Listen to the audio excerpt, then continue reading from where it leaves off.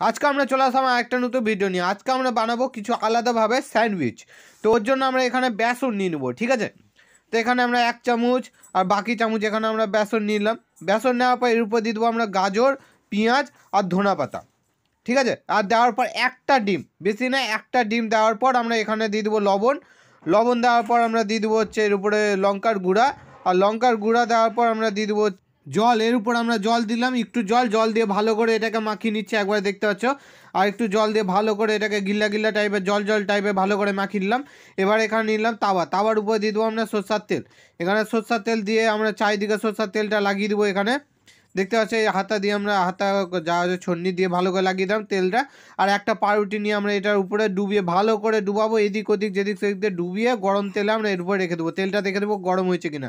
গরম তেলে রেখে উপরে একটু পেঁয়াজ দিয়ে আমরা দিয়ে দেবো, পেঁয়াজ আর ধনা পাতা একটু ছিটিয়ে দেবো, তো কালারিং দেখতে ভালো লাগবে। তো এখানে দেখতে পাচ্ছি আমাদের লাল লাল যতক্ষণ না হচ্ছে আমরা উল্টে পাল্টে আছি, যে লাল লাল হয়ে যাবে আমাদের। তো এখানে ভাজা শেষ, আমরা উঠিয়ে নিলাম, আমাদের এখানে ভিডিও শেষ। তোমরা উপরে 4টা ভিডিও দেখতে পাচ্ছ, ওগুলোর মধ্যে একটা ভিডিও ক্লিক করলে আমাদের নেক্সট ভিডিও চালু হবে। ভিডিও দেওয়ার জন্য ধন্যবাদ। ভিডিও ভালো ভিডিওকে লাইক আর সাবস্ক্রাইব করে দেবে। ভিডিও যে ভালো দেখে সাইডে ভিডিওকে দেখতে পাচ্ছ, ওটাকে চেপে দেবে। নতুন নতুন ভিডিও দেখার জন্য এখানে আমাদের ভিডিও শেষ, এরকমভাবে আমরা আরও বানিয়ে নেবো। আর এখানে আমাদের ভিডিও শেষ হয়ে গেছে, আর কিছু করার নেই। আর এখানে 4টার মধ্যে একটা ভিডিও অবশ্যই ক্লিক করবে, এখানে আমাদের ভিডিও শেষ।